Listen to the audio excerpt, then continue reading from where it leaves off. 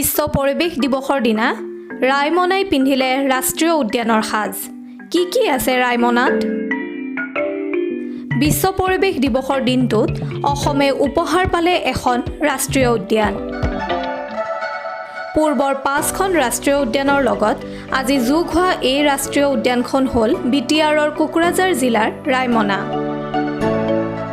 মুখ্যমন্ত্ৰী ডক্টৰ হিমন্ত বিশ্ব শৰ্মাই গুৱাহাটীৰ গান্ধী মণ্ডপত 11টা ৰুদ্ৰাক্ষৰ গছ পুলি ৰোপণ কৰাৰ পিছত ৰাইমনাক ৰাষ্ট্ৰীয় উদ্যান ৰূপে ঘোষণা কৰে।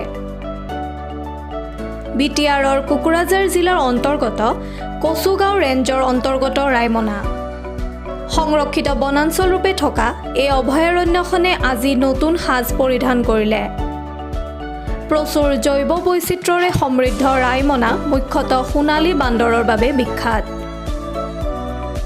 ইয়াৰ লগতে উদ্যানখনত আছে হাতী, বাঘ, মহ, হৰ্ণবিল, ফুটুকী হৰিণ, নাহৰ ফুটুকী, 150 বিধ বিচিত্ৰ প্ৰজাতিৰ পখিলা, 170 বিধ প্ৰজাতিৰ চৰাই, 380 বিধ প্ৰজাতিৰ নানা গছ-গছনিৰ লগতে আন বহু প্ৰজাতিৰ অৰ্কিড।